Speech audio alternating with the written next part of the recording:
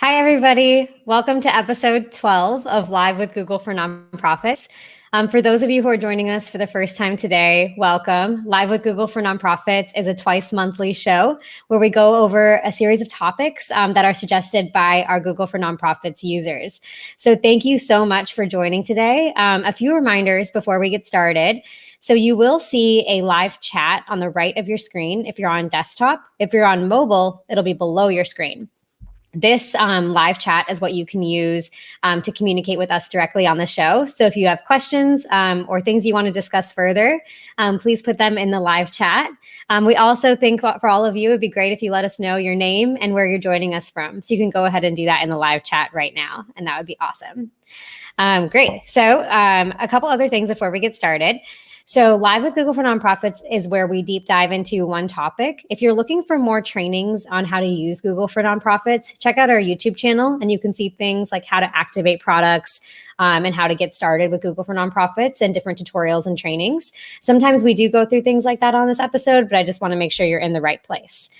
So today we're excited to talk about digital transformation. So we're going to be talking a lot about the trends and challenges that we're seeing with nonprofits that are looking to go digital, whether it's things that are like overarching in their organization or individual things that they're facing.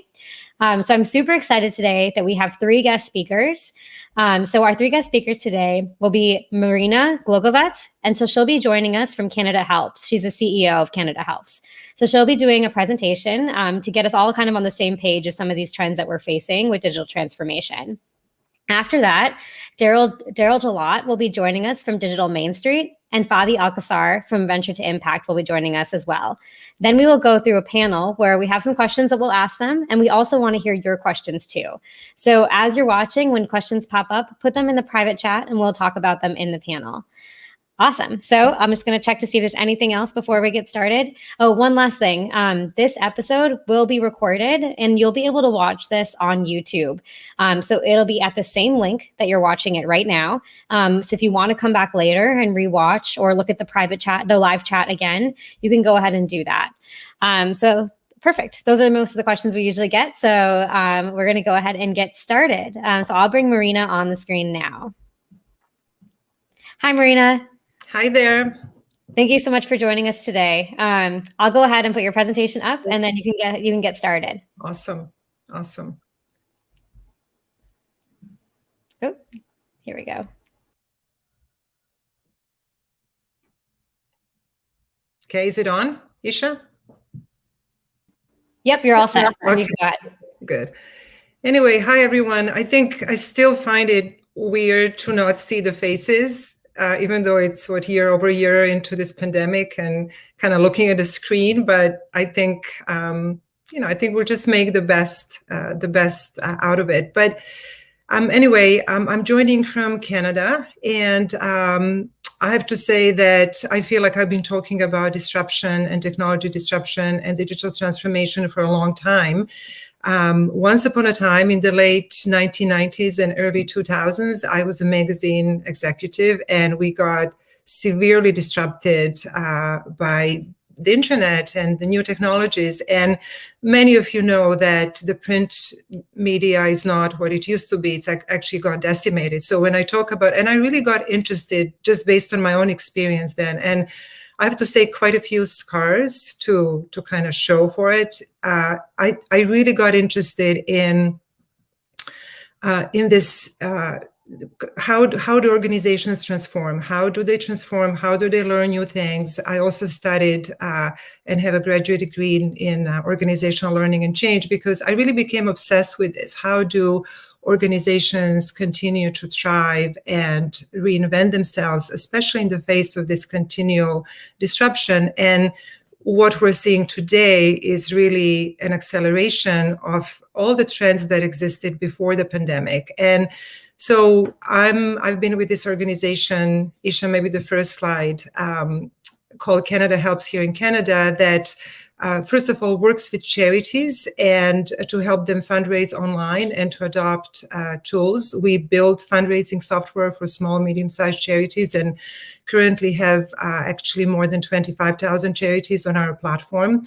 Often we're called Shopify for charities. And we also have a website where we enable Canadians to engage and donate to any registered charity in Canada. We got started in 2000, and since then we, through our platform, almost $2 billion got donated to Canadian charities by more than 3 million Canadians. And our mission is to increase giving through technology. The next slide is a bit of a context that I already shared a little bit. I think definitely not just charities, but businesses, small, medium-sized businesses, corporations, they're all at an inflection point. And I think especially for charities, this, as we know, this pandemic has really accelerated all things digital and the move to digital and online fundraising, and also other tools and technologies that facilitate broader organizational transformation to be better suited for the digital economy and this new age. But at the same time, because of the pandemic, charities are feeling across the board, really in varying degrees, but more or less, I mean, there are certain categories of charities that have done exceptionally well in the pandemic. But I think it's fair to say that across the board, charities are feeling constrained by drop in fundraising and other revenues because of the pandemic, while they're facing increased needs for their services. So I think one of my central theses or thoughts or ideas, and it's not just mine, there is a wide consensus on it, is that digital transformation is really not about merely adopting a set of digital tools or buying hardware or buying software. It really is about a broader organizational transformation, and this transformation is going to be painful. I mean, there is no doubt about it, because all transformations are hard. And I remember this quote from McKinsey that basically said transformations are hard and digital ones are harder. And I actually could not agree more with that. And I like this quote or this definition by Salesforce that basically says digital transformation is really about reimagining your organization and your business in the digital age. Again, it's not merely about buying a bunch of technology or even hiring people who are digitally savvy or tech savvy. And so on the next slide, excuse me, the digital economy is really incredibly fast expanding ecosystem that in 2016 represented 15.5% of global GDP, which is crazy.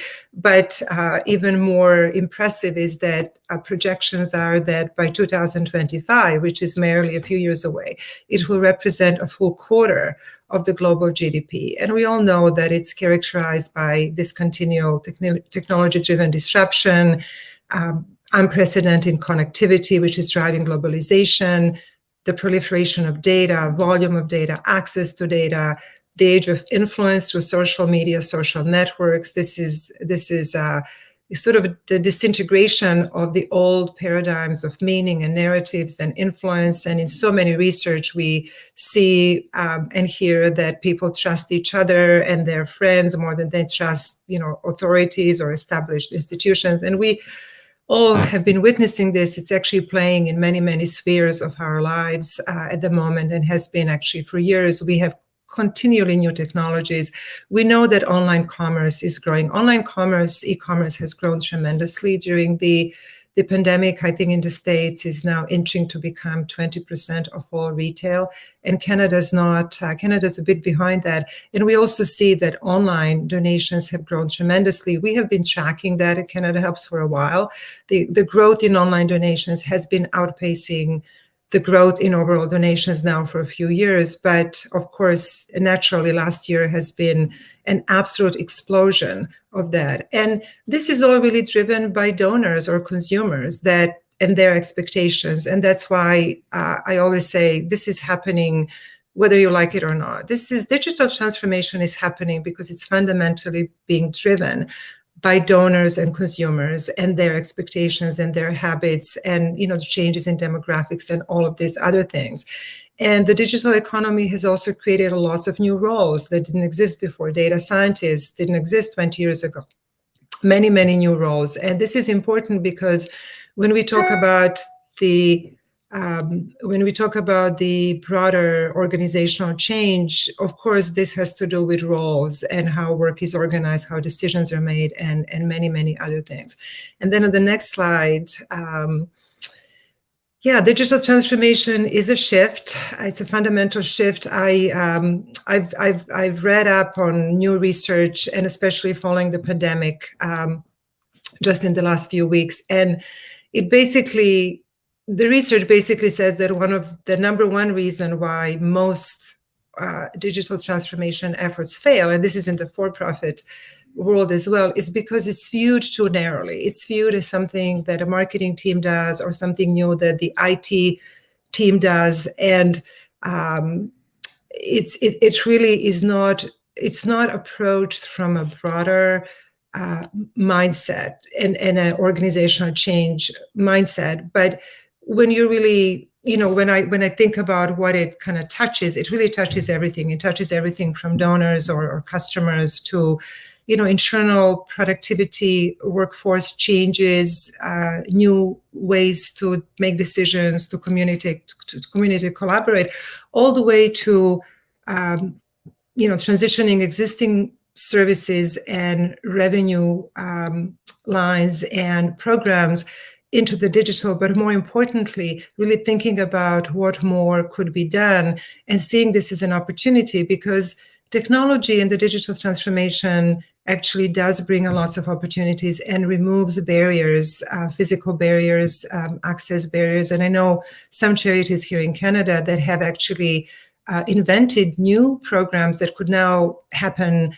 year-round, because it's not just confined to summer, or it's not just confined to Toronto. So technology, as we've seen, of course, in the economy in general and the for-profit space, does present an enormous opportunity as well. And one important thing that I also got from research and also my own experience is this story about why we're doing this is as important as everything else. And it is about redefining of who we are and what we do. And so it is a journey. It's not a project. It's not a project that you hire a consultant and there is a start and finish. I mean, that's on a tactical level, and that has its place in this. But overall, if we look at this as how are we going to thrive and be successful in the digital economy, in the digital era, which is upon us, and it's actually accelerated because when I look at the for-profit, and I read that, I'm just going to look at my notes here, 77% of CEOs, this is in the States, reported that COVID-19 crisis accelerated greatly their digital transformation plans. Sometimes I think the average was 4 years. So plans that people had or organizations had to kind of get there over the next 4 to 5 years have all dramatically accelerated. And many, I think more than half of various surveys, so I'm just quoting this a bit liberally, but more than half of businesses are planning to spend more and to invest into digital transformation. And really the pandemic and this acceleration of digital has changed strategic priorities for so many organizations. And charities are really no exception. On the next slide, so this is a new research. So I've been seeing a lot of research that came out of UK and the States about, where charities are at when it comes to this. And there is tons and tons of research in the for-profit sector, especially with SMBs, small, medium-sized businesses. But we just did one in Canada. This is actually, Canada did not have its own data before this. And it's not really, frankly, it's not that different from what I'm seeing in other countries, which is that charities see that this need for digital transformation is urgent, and that is an urgency that we see reflected in all other surveys in the for-profit sector. And, they firmly believe that it will soon be harder for them to do what they're doing if they don't engage and they don't get going with this in a kind of more serious way. And not surprisingly, smaller charities really lag in this adoption. compared to bigger charities or even medium-sized charities, and that's pretty consistent also with what I'm seeing from the research coming out of UK and Europe as well, and the States. And of course, what we also see is the prioritizing digital in the year where so many charities experienced quite a significant reduction in fundraising revenues, while also dealing with increased demand for their services. That's a very uncomfortable point to be, while also coming out of decades of not investing enough into their own capacity to scale their results and to actually, have a better technology profile. It's a really tough point to be, and that has really been very clear in the survey, which, by the way, it's available on our website. There is a lot more in there than I'm able to show here. On the next slide, it's just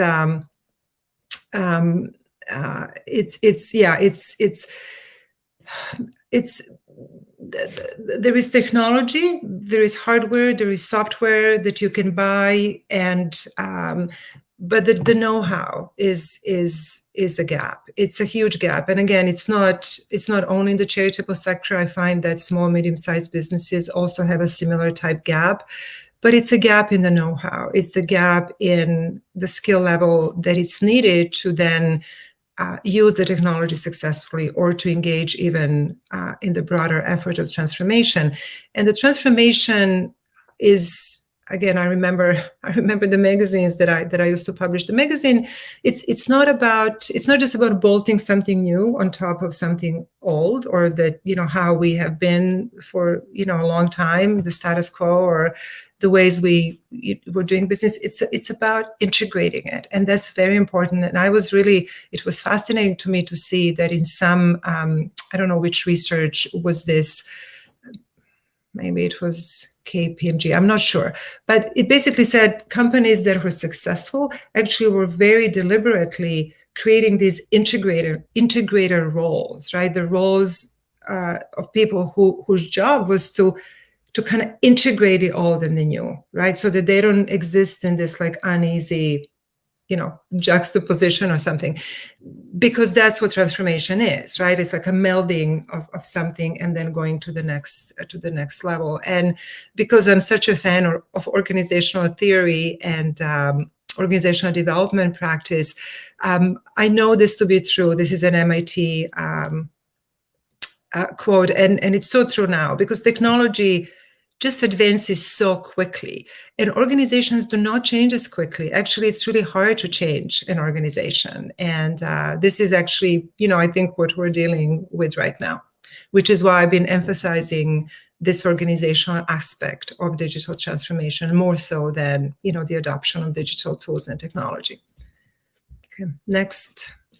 One thing that I see coming up, is already here, is that, well, of course, we see in research that digital transformation success is more than 3 times more likely in organizations that invest in sufficient digital talent. And digital transformation needs to be resourced. I think for so many charities that are amazing at doing so much with so little, I think they can actually teach a course to for-profit businesses on how to do a lot with little, because they're just masters in that. But the flip side is that we have not invested enough, right? And maybe you can run events or do things in a slightly suboptimal way and exist and survive for a long time. But when it comes to digital transformation, investment is absolutely needed. I don't see any other way around it. And you can start small. You don't have to go all guns blazing all at once. But investing in digital talent will be important. And the problem with that, and we're actually having, we find it really hard to hire at CanadaHelps. The problem with digital talent is that it's becoming super expensive, super in high demand, and everybody wants it. Every retailer, every technology organization, every business.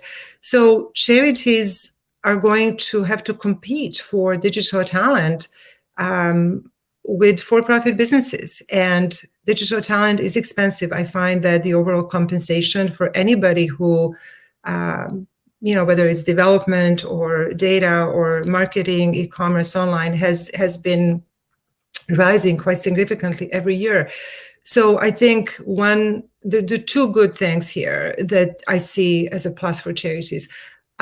Lots of younger employees who are digitally savvy are actually very interested in having meaningful roles. And this is why we see corporations really doing a lot to get engaged with causes and charities and really position themselves as not just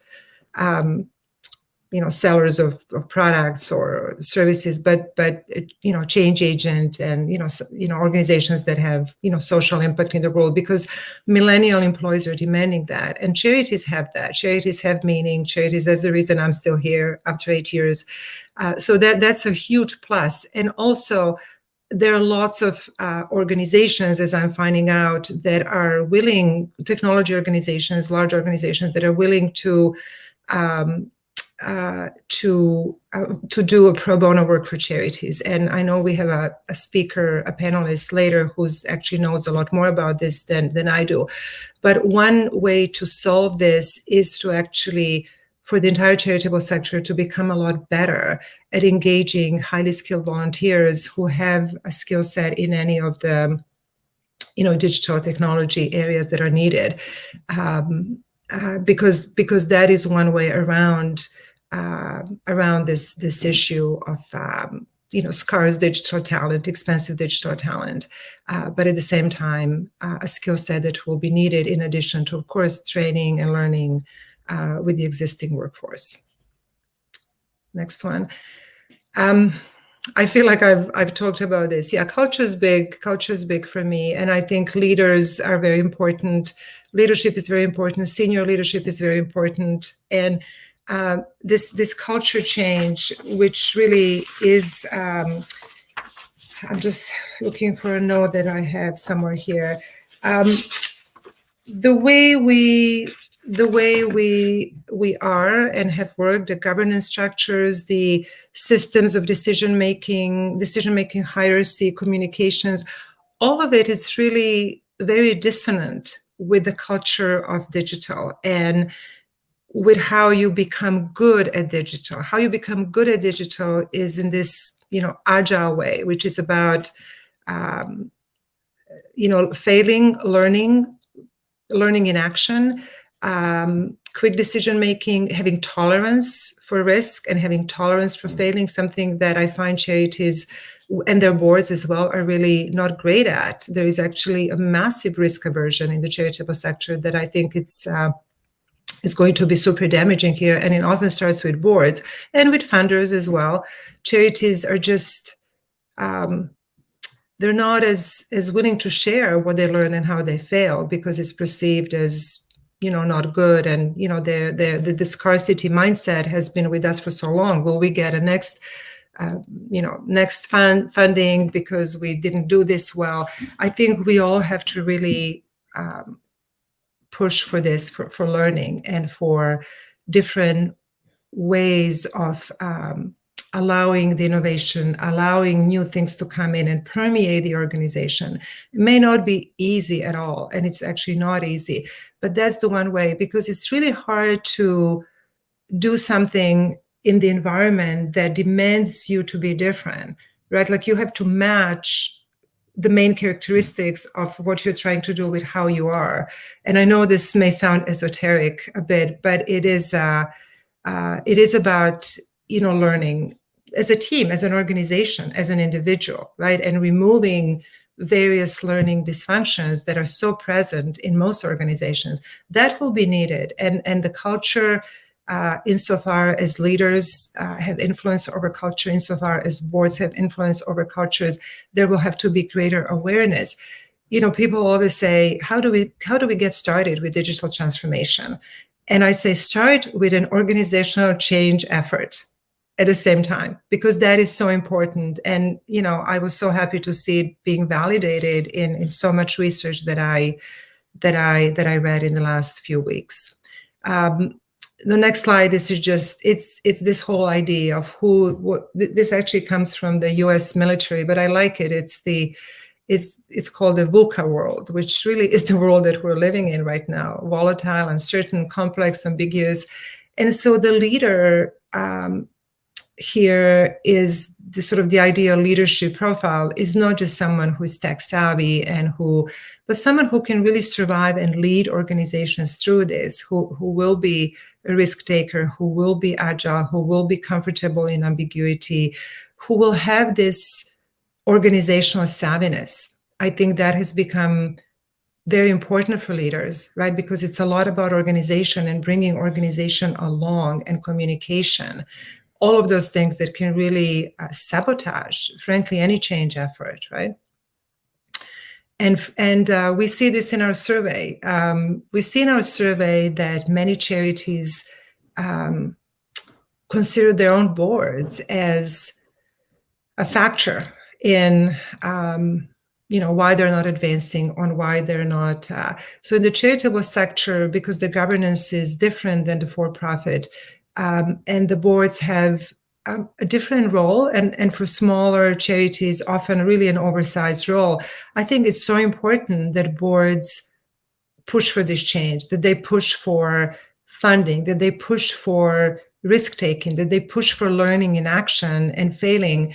Because if they don't, whatever the organization or the executive directors want to do, it will be suppressed. It will be suppressed. So I think the role of boards in this cannot be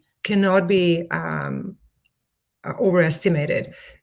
They're very, very important, and including are there people on the board who are aware of all this? Do they appreciate it? Do they see it as urgent? Do they anticipate what's happening and what's going to happen if the organization fails to adopt new things or fails to adapt? But more importantly, if the organization fails to transform itself into an organization that can continue to grow and thrive in this changed world, right? And this is just a few things. I know we'll talk about this. It's very important, and I also saw this in research, to see this as a journey and to start smaller and to start anywhere. Frankly, to start anywhere is better than not starting. And even though so many transformation efforts fail, it's not a reason to not attempt to do them and to continue, because it's just something, as I said, that we'll have to do. This disruption, and this is happening regardless, right? So I think we need to run toward it, and we need to start. There are lots of resources around. There are lots of readings. There are lots of research. I think for most smaller organizations, as we see in this survey, the question is, well, we don't have the funding, we don't have the know-how, our boards doesn't get it or doesn't think it's important. I think those are fairly significant barriers. But if I learned anything about charities and people who work in them and who run them, is that they are one resilient and tough bunch, right? So I really have so much faith in the charitable sector, and that they will, they'll be able to kind of, and I see already, lots of charities doing really good work there. Anyway, that's it for me. Awesome. Thank you so much, Marina. I think this was super helpful. I think one thing I wanted to call out also is for those of you who are looking to dive deeper into the data, CanadaHelps just released a report, I believe, on Tuesday. Marina, correct me if that's wrong.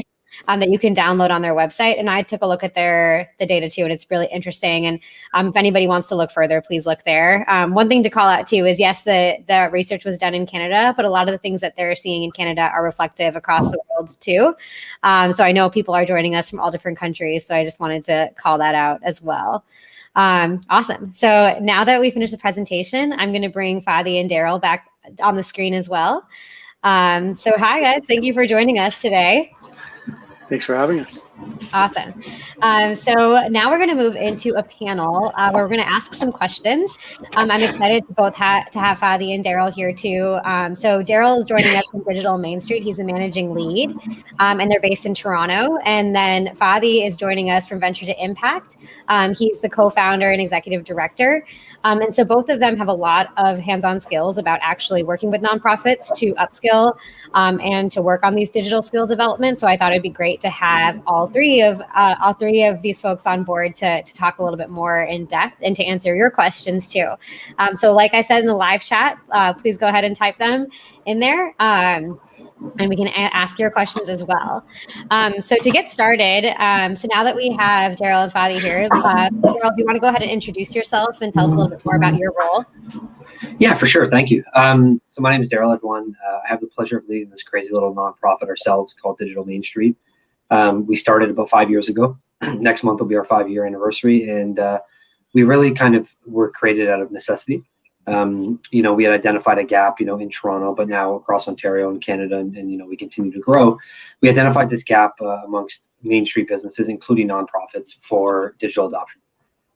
So really, everything that we do, our programming, our content, our education is all geared around, upskilling business owners and staff, and just providing opportunities for business owners to really grow their business by adopting tech. Awesome. Thank you for introducing yourself. Fadi, do you want to introduce yourself too?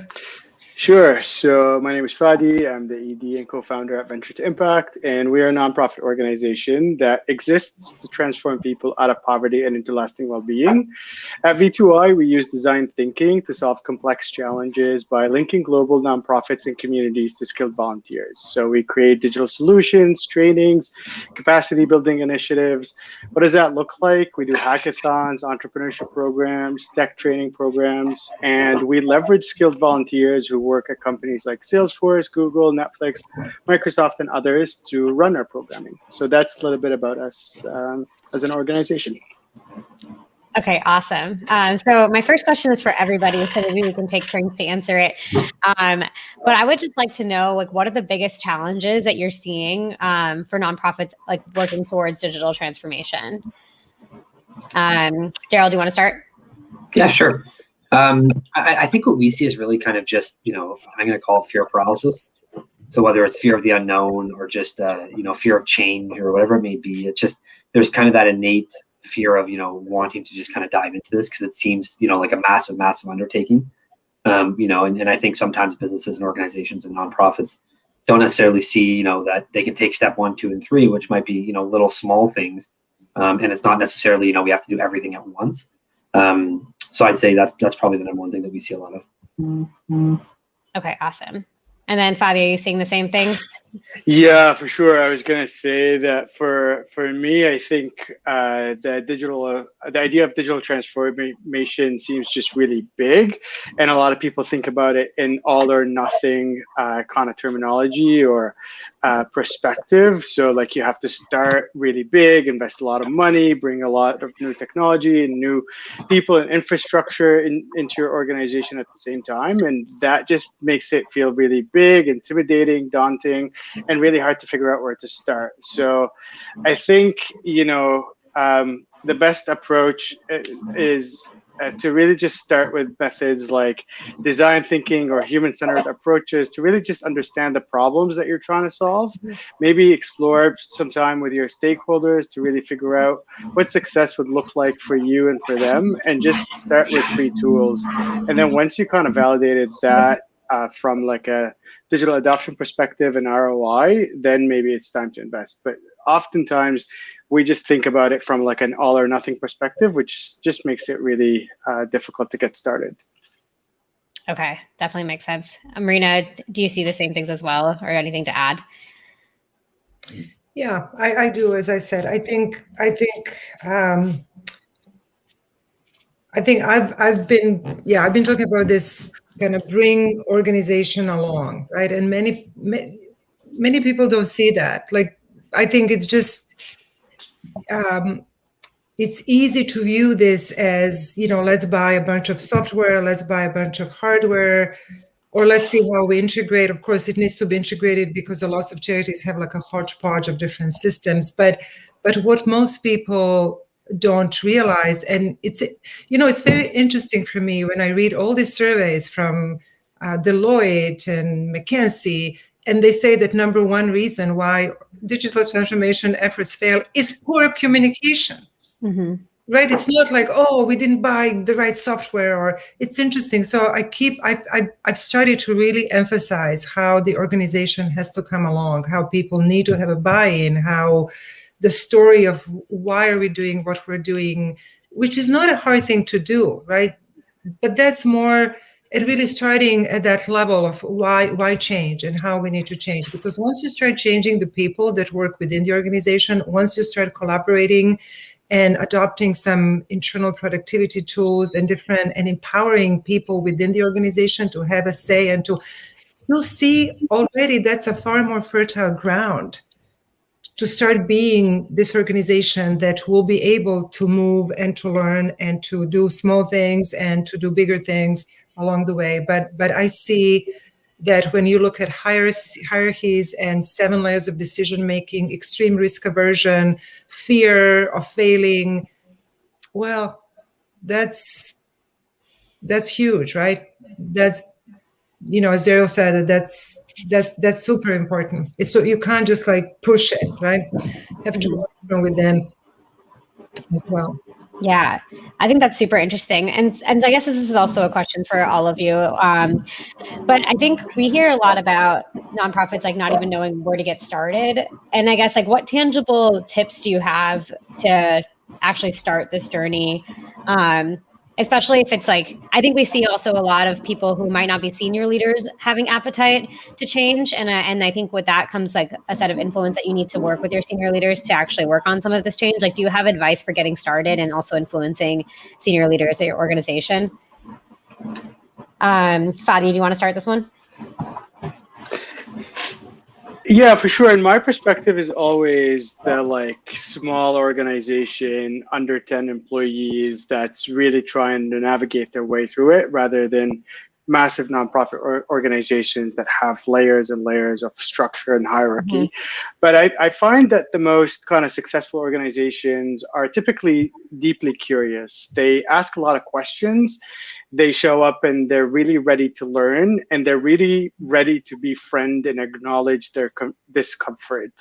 I also think that there are organizations that are really specific around their concerns with digital transformation. So instead of just saying like, we're unsure about adopting a new platform for our operations, typically they might say something like, we're just really unsure how our staff will use this interface, or how it will impact them from a staffing perspective. And so when they define the problem that it's about not a new digital platform, but about like staffing, adoption, and capacity, then they become really more kind of empowered to solve that specific problem. So find staff specific training, talk to NGOs who have potentially brought on new technology, and ask them how they train their staff, and just kind of start the conversation with really kind of bite-sized projects with bite-sized and really identified problems. I think that's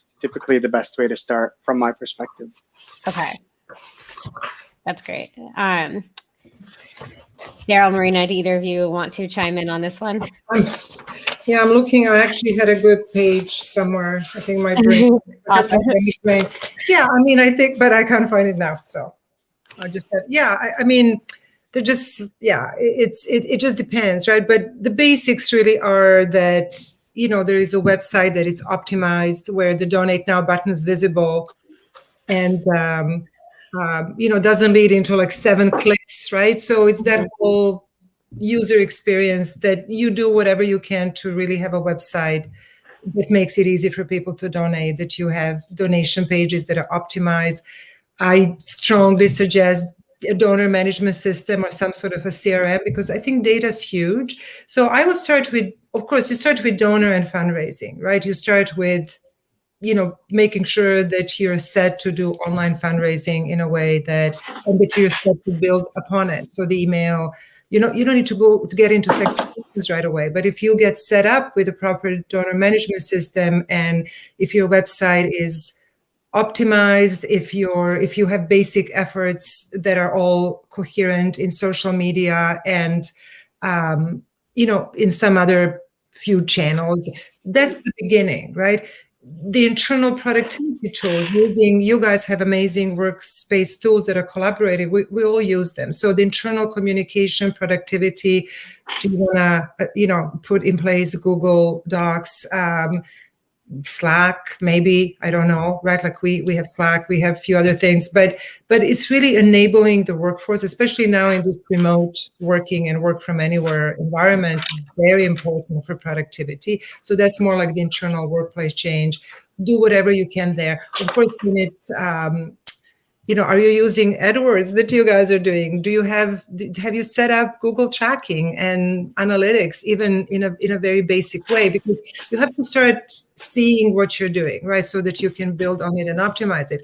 And then from there, from some of those basics, then we get into, can my programs be online? Can some other, and also where is the opportunity to do new things? And as I said, I know, a camp for families of children with cancer here in Toronto that has actually significantly expanded their offerings because they no longer need to just do the summer and just Toronto, right? And they actually, I see that a lot. So that last one is like, what else can we do?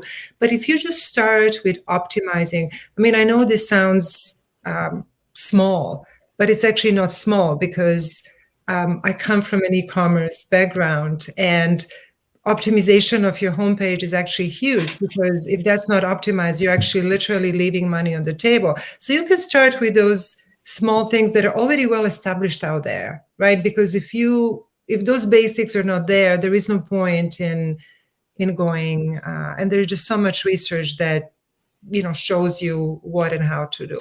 Okay. Yeah, and Darryl, can you tell us a little bit more about Digital Main Street as well? So I think that you have a lot of great tools for nonprofits getting started, right? My understanding. Yeah, and just to tie into what Fadi and Marina said there, I agree with everything. And I think just looking at it from a different lens, because we see this a lot with Digital Main Street, is, for example, you'll see staff that are bought into the concept, but maybe, the executive director or the manager or the boss or the CEO, whatever the title is, isn't. So from that lens, when we're talking about getting started, my advice is always the same: is don't be afraid to take a step back. We see a lot of people that will try and pitch, their senior leadership on changes, and it's because the new shiny toy has come out in front of them, right? And it's like, oh, we need this, we need this, we need this software, we need this hardware. And Marina touched on that in her presentation. So I always tell staff, it's take a step back, build a plan. Take a holistic view of what your organization has and doesn't have, and build a strategy. Because you're going to be more likely to convince a senior leader that something needs to change when you have a well thought out process and flow. And that's very much how we approach businesses at Digital Main Street. So we're very reactionary. So what I mean by that is, we don't have a mandate. Our mandate is to help and support, but we don't have a goal to say, we're going to build this many sites, or we're going to sell this, or we're going to do that. It's really just, as a business owner, what are you looking for help with? And then from there, we kind of obviously will guide and provide expertise and resources and stuff like that. But I think everything Marina said from the technical side of things is really, what we see from, the really local nonprofit level, is a lot of them are just, unfortunately struggling with the basics of just, making sure, they've got everything. They've got the mission, they've got the passion staff, they've got everything, all the ingredients you need for a successful nonprofit. And then they're just looking for that help to push their website over the edge, or, just really kind of get them going. So that's a lot of the work that we do. It's just, let's get their website to the point that Marina said, let's make sure they have analytics. Let's make sure that, they're optimizing things. So it's a mixed bag of everything, Isha, but we really just try and support any way we can. Okay, awesome. Yeah, and speaking of taking a holistic view, Fadi, you just did this with Venture to Impact. I know we've talked a lot about this, but Venture to Impact's programs before relied more on people physically going to volunteer for, and obviously with COVID-19, that was no longer possible. So do you want to talk a little bit more about moving programs online? We also feature this in a Google case study, which is why I know a lot about it. Yeah, we're going off script now, but for sure, yeah. So Venture to Impact was a program that relied solely on kind of engaging skilled volunteers and putting them physically on planes to go to Rwanda and run entrepreneurship programming for young single mothers, or go to Romania and work with children who are coming out of institutionalized living conditions. And so we the pandemic hit, and we had this like amazing like mandate and movement, but we were grounded for safety, security, health reasons, and that really kind of pushed us to look back at our mission and why we exist. And we don't exist to put people on planes. We exist to transform people out of poverty into lasting well-being. And so what does that look like? How do we do it? It all came back to digitally transforming our own organization, figuring out what programs can go online and how do we do them, and how do we engage the community and make sure that they're relevant, that they are really kind of supportive to the nonprofits and organizations that we work with, but are still bite-sized, still engaging, still really impactful for the corporate volunteer community that we work with. So yeah, it was a long journey. Confession, we had to engage a team from Salesforce. It was called the Salesforce Ignite team, who focus on design thinking and human-centered approaches. And they lived at Venture to Impact for 6 months and interviewed many stakeholders, including Isha and many others, to help us kind of arrive at this new method of engaging our stakeholders and continuing to advance our mission. So yeah, we definitely had to raise our hand and get professional help to move our mission forward and to incorporate digital into our work in a way that makes sense and in a way that is effective. Thank you so much for sharing that. I think that's super interesting. I'm going to switch gears a little bit, and we're going to talk more about skilled volunteers, because I think this is super important. As Marina mentioned in the presentation, like engaging with highly skilled volunteers can help move your nonprofit forward in digital transformation. But I think a lot of people, they look at how do you find volunteers and how do you make sure that they're engaged for a whole project? How do you even set up the projects? Things like that are questions I hear a lot from our users. And I would love to hear your perspectives on some of those things. Like if you're looking to engage highly skilled volunteers, where do you begin and how do you set up the project for success? Marina, do you want to start with this one? Well, to be honest, I mean, I don't really know much about how to do that. I know that in the States, I just don't know. I mean, I know that in the States, there are a couple of foundations. One is called Taproots, which I like. They do lots of work. There is Catch a Fire. Maybe there are other platforms. I'm not aware that there is like an online platform in Canada, but I surely think that this is a huge, huge issue and a huge solution to what's happening and what's going to happen even more, because even we have a really hard time hiring people. Mm-hmm. And we all, we're pure technology, all come from successful technology, and it's just hard because everybody around us has like thousands of open positions. Yeah, that's interesting. That's crazy. Yeah, it's crazy. It is. Fadi, do you have something to add too? I think so I know that you sent this question to me ahead of time, and I spent a lot of time thinking about it. So buckle in, because I'm going to give you guys step-by-step approaches to how to kind of work with skilled volunteers. So a little bit of context. We work with skilled volunteers in a virtual and volunteering abroad setting, as I mentioned. And our skilled volunteers kind of help us solve complex problems in many areas, including tech and business. And I think, when you're thinking about launching programs for skilled volunteers, it's really important to just be really clear about the ask. So you are coming to help us deliver X. Your commitment's going to be 4 hours a week, 4 hours a month, whatever it is. Just be really clear about what is it that you're asking. And then just think about training them. So how are you going to train them? How are they going to be able to do the job that you want them to do? So are there cultural components? Are there tech-specific component or context component that they need? And then also just think about what success will look like. So if they help you optimize the website, what is the missional success? And how do you link it to the mission? So are you going to be able to feed more people? Are you going to be able to send more women and girls in developing countries to school? Just really think about that mission tie-in when you're trying to attract volunteers. So I would just say really like think about your needs before you reach out to anybody. Just be really precise about what is it that you're trying to accomplish. Don't go out to volunteer and say, I want to digitally transform my organization.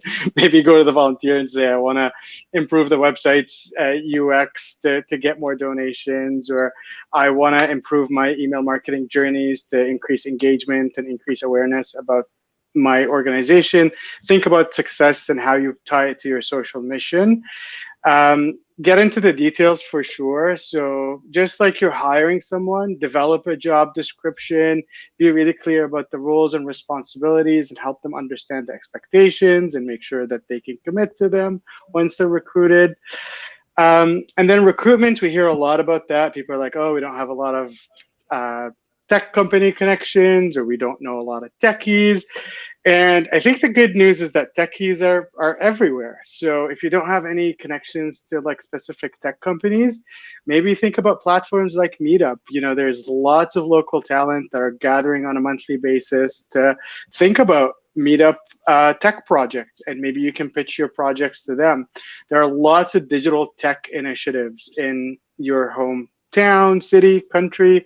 Maybe just find out who these organizers are and ask them to share your volunteer opportunity with their community. And then again, think about maybe universities, computer science departments, and universities and colleges. You know, techies are everywhere, and just think about the problem that you're trying to solve, and then figure out what pockets or communities would be interested in learning about this problem or helping you solve it. And then from there, just think about your project structure, how you're going to kick it off, how you're going to keep people engaged, how you're going to make sure that everyone's empowered to accomplish their mission. So are you setting up Trello boards? Are you setting up, you know, Google Meets or Google Rooms for people to chat, or Slack? Or Google Docs even for everybody to collaborate, bi-weekly, monthly calls, just all the infrastructure that you need for the project to continue in an asynchronous basis, because these are not people that are with you 9 to 5. And then finally, and really, really importantly, report on the engagement. So make sure you celebrate the success, make sure you showcase what the volunteers have helped you do. So obviously, like we reached out to you last year, Isha, and we said, hey, this is how we've used Google products to do all the impact that we did. And then you did that on a Google blog post. And our volunteers were really thrilled to see their work and their commitment be featured on such an awesome platform. And then also use that opportunity to recruit other volunteers. Like, hey, here's how we engage skilled volunteers. Maybe you want to be a part of what we're doing. So I think it's just a journey that, you know, you can kind of bite-size it and go through it in a way that makes sense for you. But that's my advice. Okay, this was super helpful. I feel like there's a lot of tangible things that nonprofits can be doing. So thank you so much. Darryl, do you have anything to add, or should we move on to the next question? Just super quick, Isha, a timely example. So for those of you who do or do not know, last year, coming up on a year ago, actually, Digital Main Street and Google launched a program in partnership called Shop Here, powered by Google. And we partnered at the start of the pandemic to really help businesses get online. So sell online, be able to engage our customers, all this. Now we spun that up together in I'm going to say 10 business days. Like, it was not we didn't have a long process, a long runway or anything. And so we didn't even know how we were going to staff the project and how we were going to get everything. So we actually went out to and we're based in Toronto as well. We went out to the Toronto tech ecosystem through our networks and just kind of to the point made, made sure the mission was clear, the ask was very clear, we want to help businesses. We're trying to make sure they can survive. Can you donate a couple hours of time to help build, an e-commerce storefront? And within 48 hours, we had something like 850 volunteers. And it was really crazy because we had individuals, but then we also had corporations coming forward, large fintech organizations, banks, you name it, saying, hey, we have a digital department right now. Like, how can I give some of their time? So I think just building on everything that was said is don't be afraid to ask. You never know where, who, when, and how you're going to be able to access some of that support. Yeah, that's super interesting. We also have another example from our live chat. So I'm just going to put it on the screen as well. Tim mentioned, let's not forget students who add fantastic value to organization, and there are wage subsidies like ICTC's Will Digital that can help offset the cost of students' work term wages. So I think this is a great example of different resources that nonprofits have available to them in order to get skilled volunteers. And on the we actually have a marketing student that just joined the team, and we're using the ICTC digital subsidy. So thanks, that's Tim. awesome. That's great. Thanks, Tim, for calling that out. We full circle. Yeah. Yeah, we have one more example too that's more about combining physical experiences with digital communication. So this isn't about volunteers, but more about like different examples of things you can do.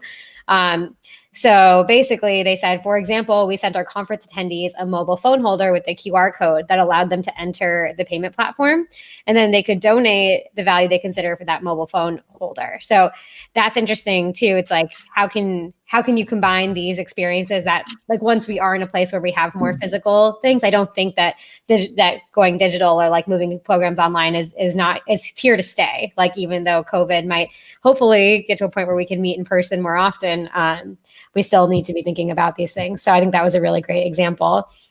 I know we are running out of time. So one last question before we wrap up. And like I said in the audience, I think that we got all the questions in the audience already covered. But one last question from a Google perspective, what could we be doing to more support organizations, I guess, like looking for digital transformation? If you have any thoughts on that, like, I think we want to be the best resource we can be. So if you have ideas and ideas from the audience, we'd love to take that too. Yeah, happy to jumpstart that one. And just to be clear, my answer is not Google specific. I'm not picking on you guys. Yeah, Google or tech companies or just tech corporations in general. What could they be doing? Yeah, I think, and I think you guys are, pretty much the gold standard, with your programs and your grants and everything. I think my general advice in this kind of space would be, just don't get complacent. Mm-hmm. And don't assume that, this program is the answer to everything. And, we don't need to kind of continue to build and build and build. I think, you look at your grant program, you look at the series, and you look at everything you guys are building, that you're on the right path there, right? So it's just kind of my advice generally to companies would be, don't kind of implement one thing and assume it's the fix all to everything, or it's the Band-Aid that's going to kind of cover the hole forever. How can we continue to collaborate too? I think that's a big one. It's just, looking at collaborating with, the CanadaHelps of the world, the local nonprofits, and figuring out, what is that next piece of impact that can really, drive home value for these nonprofits. Awesome. I think for me, when I think about my lens of skilled volunteers, I think what a lot of tech companies have perfected is how they engage with nonprofits from a product perspective. Mm-hmm. So we really have a good idea of your product program. Is it free? Is it discounted? Is it this layer or that layer? But when tech companies as a whole and as an ecosystem are attracting so many amazing, talented individuals, it'd be really great to have some clarity around how we can access them to help us solve problems on a skill-based or pro bono basis. So there are some really great examples in this space that adopt the 1-1-1 model, where employees can get 1% of their time to work on pro bono based or charity based projects, where other examples are like, I was talking to JP Morgan this week, and they're like, we just have this page on our website and it's called Force for Good. Then you can go and you can apply, and we pick 160 projects. And so just a little bit of clarity around how do we tap into some amazing skilled resources to help us with our tech challenges, I think would be just a really great addition to the already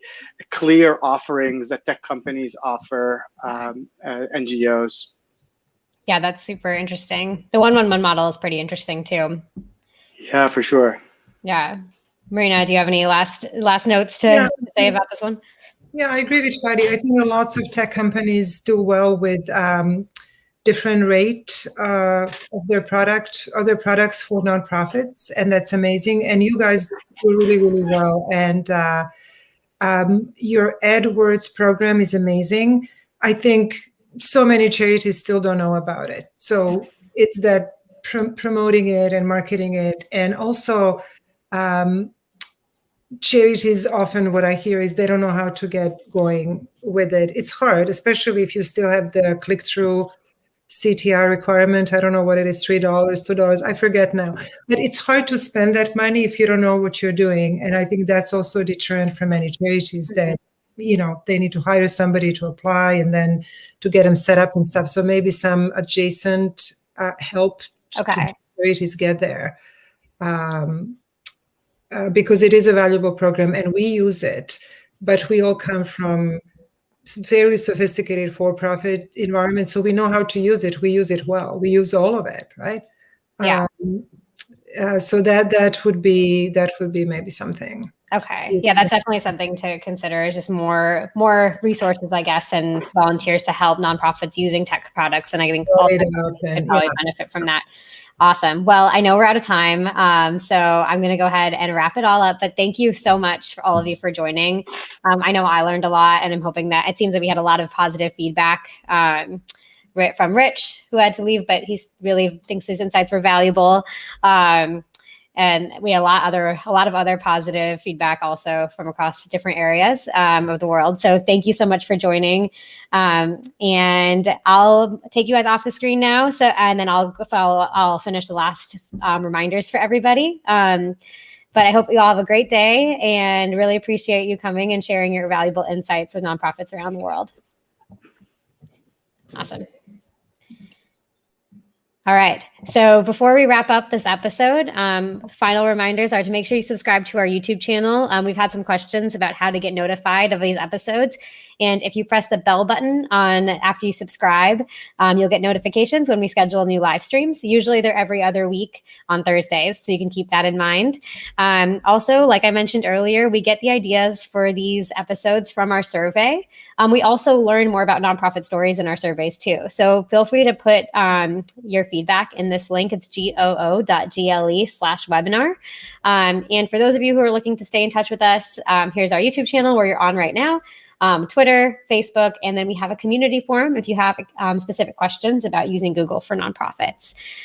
So thank you all for attending. We really appreciate it. And I hope you all have a wonderful day.